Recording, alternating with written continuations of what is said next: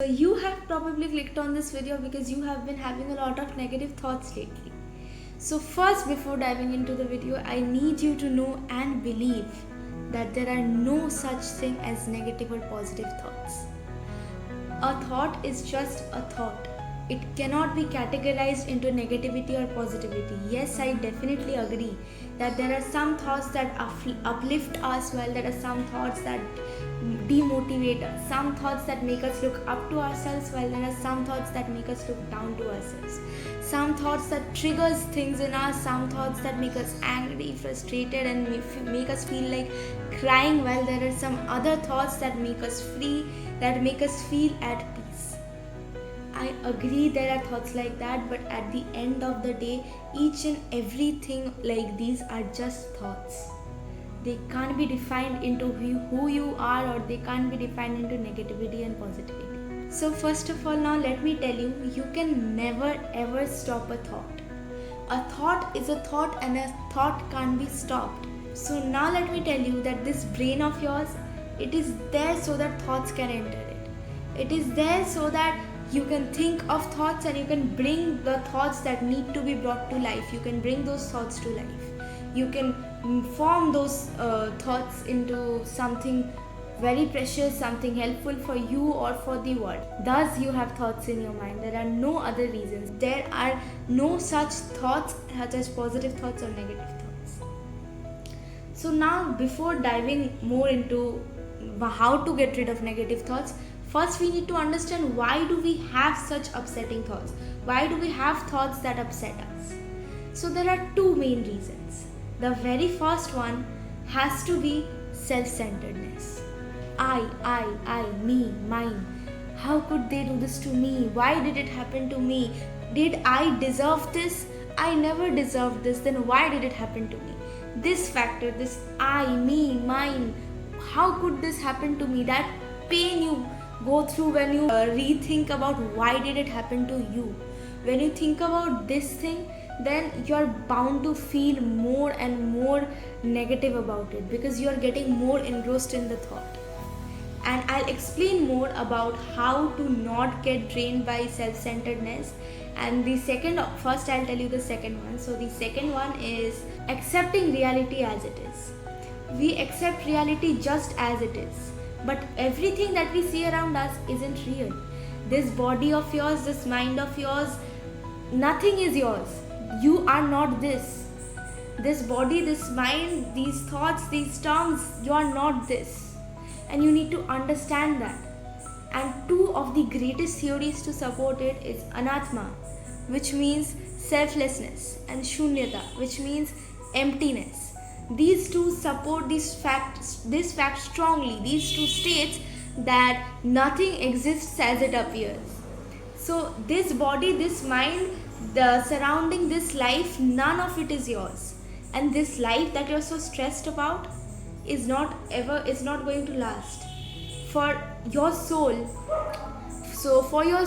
your soul is on a huge journey. It has traveled a lot and now it is still traveling, and it will travel till it attains moksha. So your soul will be on that path, and this body of yours, this is just a new cloth to the body. Just like we change clothes every day, like you wore a different cloth yesterday and today you're wearing a different cloth. So lives are like clothes for your soul. Your soul had a different cloth on yesterday and today it's having some different clothing. So similarly, you're so stressed and engrossed about this life, while everything that is happening in your life, the people you're meeting, this body that you are in, nothing is yours and nor are you any of it. You are not this body, not this mind, not this anything in this life. You are the ultimate highest form of consciousness, the shapeless consciousness, which we also call Shiva. Often when we hear the term Shiva, we think of it as an idol, as a statue. But no, Shiva doesn't mean that. It means the formless consciousness, the highest form of formless consciousness.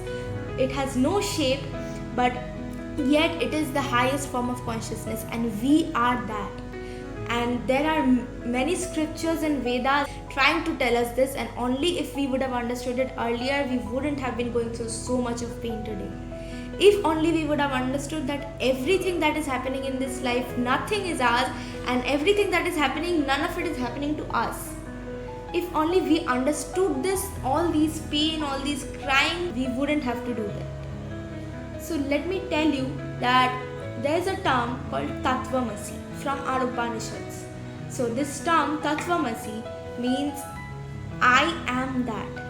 So you are that, and over here that means the ultimate divine consciousness, the highest form of consciousness, which we also call God. So to understand this deeper, we need to first understand what I call the non-dual realization. So this is not something that just I am saying, this is something that has been written in our Vedas and scriptures for ages. So after reading and researching about it a bit, I have extracted this term. I call it the non-dual realization, which means that there is no separate you and there is no separate God. There is only one, and there is only that. And that is the ultimate divine form of consciousness, which is Shiva. So you are the ultimate divine consciousness. You are Shiva. You are that, and you are the ultimate. Sometimes I'll tell you, as humans, we have a desire to be divine. Where do you think that desire comes from? Having that desire is a proof that we are divine. We have that desire because we are the divine. You are the divine. That is why you have that. It's just you took form into this body, so you got so engrossed in life, but none of it is yours. Nor is this body yours, nor are you here. So what are you so stressed, worried about? What are you crying about? Each and every person that you're meeting, none of them someone that you belong to or they belong to you. Even if this body is not yours, then how can you imagine someone else to be yours?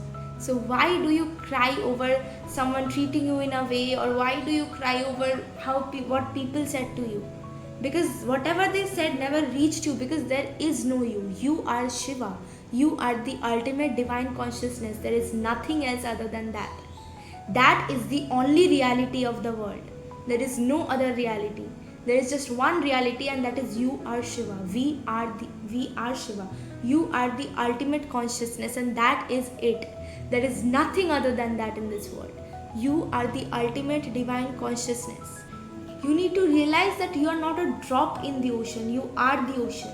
But that does not make you any better than others. That does not make you be in a higher stage than others, because if you are the divine consciousness, they are too.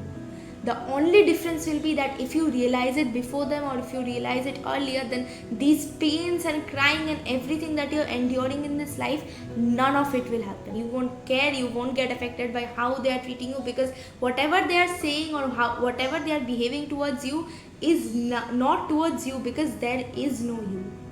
There is not this body, this mind, this soul.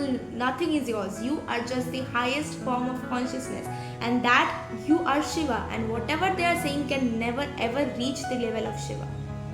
So you are that.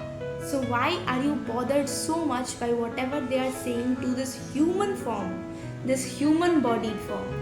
Why do you care about that? Because this is not you. So whatever they are saying is never reaching you, because you are the ultimate, and whatever they are saying does not have the ability or capability to reach the ultimate, reach the highest form of consciousness, reach the Shiva.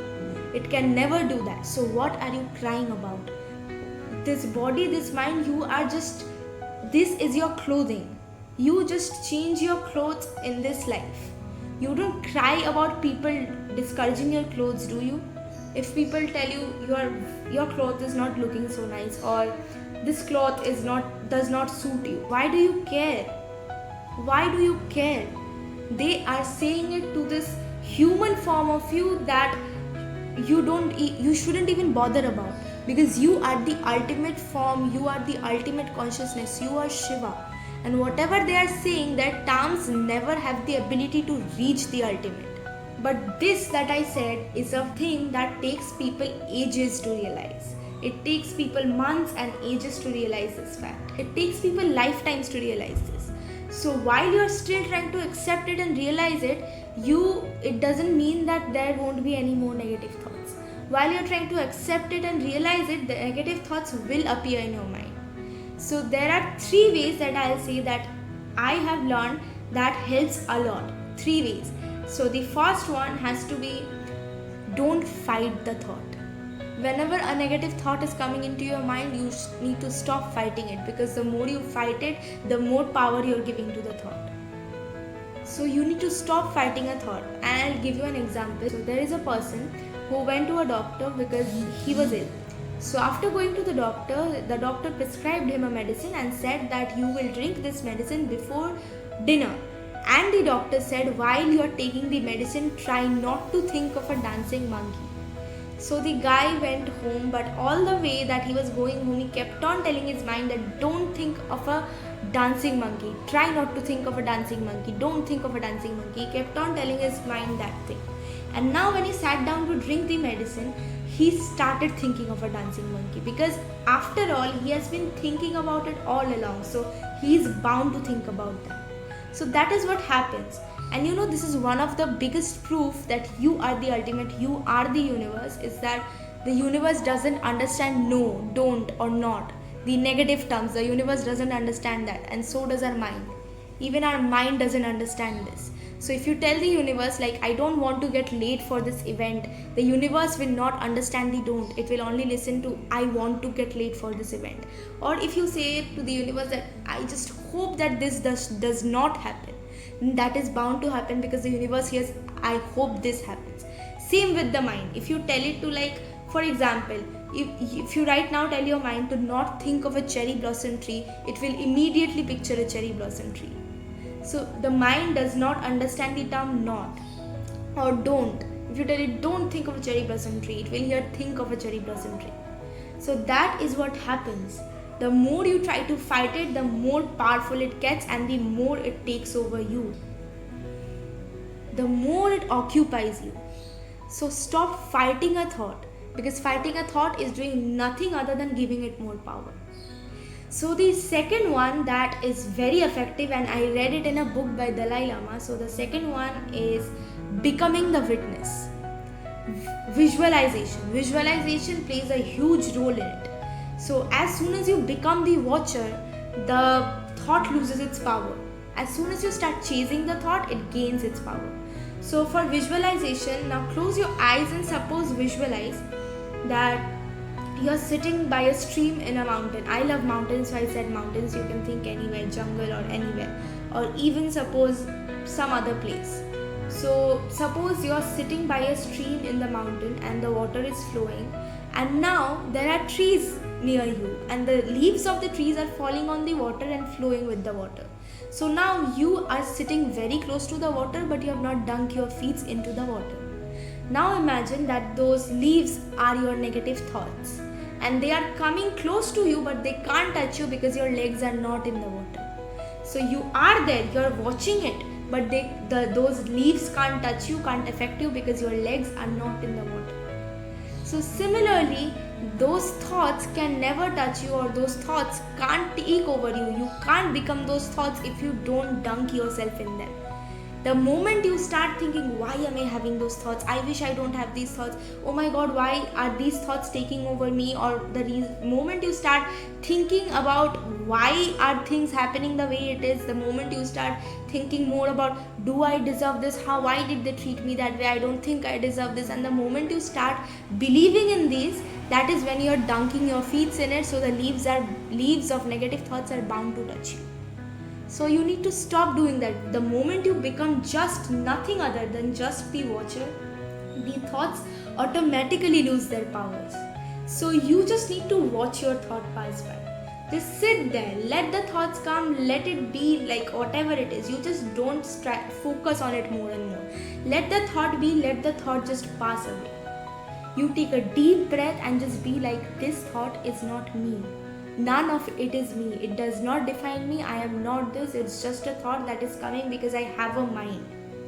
Although this mind is not you, this body is not you, but you have sheltered in this body. You are using this body as a clothing. So now you have these thoughts because you have a mind. And we have taken ages to develop these mind. Our bodies have taken ages to develop this mind. So right now you can't be wishing for it to just vanish away. You can't. So you just sit there and you just watch the thought pass by. and trust me, the thought won't affect you. And the third one and the most effective one for me this has been the most effective one, is the so-hum method, which is while inhaling you need to internally in your mind say so, and while exhaling say hum. So this term so-hum is derived from two different Sanskrit terms, which is sa, aham. Now sa here means that and aham means I am. So this again means I am that, which is also derived from Tattvamasi, from our Upanishads. Even Tattvamasi means I am that, which has been said in our Upanishads. And this sa aham is also meaning the same thing, that I am that. You are nothing but the ultimate consciousness, the highest form of divine consciousness, which we call Shiva, the formless consciousness. You are that. So if you have noticed, I don't know if you have noticed, but if you sit quietly and you listen to your breathing, you'll notice that the sound that is produced when you're inhaling sounds like so, and the sound that is produced when you're exhaling, it sounds like hum. So if you have noticed, you'll see, or you can sit right now as well in a corner of a room, dim the lights, close your eyes and try to focus on your breathing, and you'll notice that whenever you're inhaling it sounds like so, and whenever you're exhaling it sounds like hum. So slowly and gradually you become more and more mindful as you start to focus on that sound and say it in your mind. So now, even if you're not meditating, you're still breathing, right? So suppose you're talking with someone or doing something else, even while doing that, you will be kind of meditating because you are breathing, and while doing it for more and more, each day that is passing by, you're increasing the time of meditating and doing so hum. So now even when you're not, you are mindful enough to focus on your breathing. You're mindful enough to say so and hum in your mind while you're breathing. So now you're technically meditating. So this is what happens with time and again when you are doing this, and this has helped me a lot, trust me when I say that. Whenever I get too tensed or negative thoughts come into my mind, I start thinking about this and I just relax down immediately. So this is one very instant thing to do. The second one is the visualization, and the first one that you always need to do is never fight any thought. Never fight any thought, because the more you fight it, the more power you'll give it. Second is visualize. Visualize those thoughts as just leaves passing by, and if you dunk your feet into that water, then they can affect you, and until and unless you don't, then they won't affect you. So become just the watcher. You don't have to do anything, you just have to watch them. So when you're saying this again and again, it becomes like a practice and you start remembering it in your mind. So then it goes into your subconscious mind, and you finally start believing in the fact that you're not this body and you're not this mind. And remember, you're not suffering life.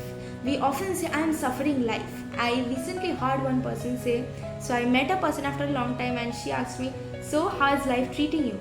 So I was like, life is not treating me anyway. It's always us who is treating life in a way and then complaining life treated me this way. Life never treats us in a way. Life is always neutral with all of us. It's just us treating life in a way, and then life reflects it back to us, and when life reflects it back to us, we start thinking that life is treating us this way. No, life is never treating you anyway. Life is neutral with you. You are treating life in a certain way, and when life is reflecting it back to you, you are sitting down being devastated that life treated me this way. So another thing, very important thing to remember, is that remember, you are not suffering life. You are suffering just two of the greatest tools given to the human mind to govern this complex human body. Two greatest tools. The first one is imagination. Yes, the ability to imagine. We were given this ability to imagine, to bring thoughts to life. We were given the ability to imagine, to make our lives better, to make the people around us, their lives better. It is not about doing something very great or achieving something very good. The only thing that you're in this body is to make other people around you as safe as you wanted yourself to always feel. If your role is just making them uncomfortable or making them feel bad, then there is no other person worse than you. And I will not turn away to say this. I am not ashamed to say this. Because if you are treating the people around you, making the people around you feel unsafe and a way that you will never want yourself to be treated, then you are one of the worst creatures to ever live. your body, this body you entered this life not to do anything great, not to earn a lot of money, not to do a lot of things. No, you entered this body to treat people around you, to make yourself, first of all, to make yourself feel better, to make yourself the first priority, and make yourself feel the best version of yourself, and then the people around you. Then the second reason is should be to make the people around you feel like home, make them feel like you are their home, make them feel comfortable, make them feel happy. Because if you are doing nothing other than just making them feel bad about themselves, then there is nothing, no other worse work than doing that. That is one of the worst things to do, and you will get your karmas. So if someone treated you that way, then don't worry, because they will get their karmas. So you don't have to worry about that, because the universe saw it, and by universe I mean your consciousness soul. So it saw it. So they will be taken care of. You don't have to worry about that. What you need to worry about is yourself. What you need to fix is the way of treating yourself. So right now your focus should be using the tools to make yourself better and not to break you. Now this first tool, imagination, this was given to you to make yourself better, but you are using it more and more to break you. This was given to you so that you can rebuild yourself the moment you break, but instead of using it for your own good, you are using it to break yourself down. But why? Why are you doing that? This tool was never given to you for this reason. This tool was given to you for you to meet yourself, for you to realize your worth. And you are not using it the way you should. So stop worrying and wondering about why they did this to you. Now imagine, I'll tell you a very simple story. I think you've heard it as well. If a snake bit you, you won't be running after the snake to ask it why it bit you, right? The first thing you'll be doing is going to a doctor and telling the doctor, or asking the doctor, like, a snake bit me, fix me. You will go to the doctor and you will ask for medicines and everything to get yourself better. You will first collect yourself and get yourself better. You will make yourself stand. You will make yourself as strong as before, or stronger than before, and only then will you go out. You won't be running after the snake immediately to ask it why it did that to you. Or even ages later, you won't be wondering that I didn't deserve to be bitten by the snake, so why did it bit me? It is the snake's characteristic. It is its nature to do that to people, but yours is not. Your characteristic is not to hurt people, or nor is it to wonder about why a snake bit you. Your characteristic is to move on with life. Your characteristic is to move on with yourself. That is what humans were made for. That is what you entered this body for. So stop, leave it, let it be. They bit you, they will get their karmas. Let the universe handle it. Back to the tools. The second tool is memory. So we were given our memories so that we can, whenever we are feeling down to ourselves, we can recall the things from the past and we can make ourselves feel better. But instead, what are you doing with it? You're thinking about all the bad things that has happened to you, all the negative things that people ever did to you, and you're only thinking about that, and you're worrying and stressing about that. You're even thinking about things that happened 10 years back. Things that hasn't even happened now. They have happened 10 years back, but you're still thinking about that. But why? Why are you doing that? You were never meant for that. You were never meant to chase the snake. You were always meant to gather yourself and move forward, because something great is waiting for you. So there is another thing to remember, that is, very often when issues are coming up, these negative thoughts only come up when issues are coming in life. And whenever issues are coming, we break down. We think that no, we can't do this, so our path is being blocked, or things like that. But no, the more issues that come into your life, you should understand, the better you are living. The more issues that come up in your life means that you are living a life that you were always meant to live. So if there are a lot of issues coming up in your life, then you should realize that you are finally living the life that you were meant to live. And no issues in life at all means you're not living at all. No issues in life means you're not living at all. So remember that negative thoughts, or these thoughts that make you look down to yourself, aren't to be hated or blamed upon. They are to be embraced, and by embraced I don't mean go and start thinking about them more and more or invite them. No, what I'm saying is that watch it, let it be. Stop worrying about it. Stop thinking that there is something wrong with you for having those thoughts, or stop judging yourself based on those thoughts, because those thoughts are not you. This body is not you. This mind is not you. You are nothing but the highest form of shapeless consciousness, which we call Shiva. You are Shiva. You are the ultimate. So what are you so worried about? So I hope this video was helpful for all of you. Bye bye, all the best. Hope to meet you very soon. And if you like the video, please do like, share and comment about your stories, because that would be really helpful for me to make my next videos to help all of you out. So bye bye, all the best. Hope to meet you very soon.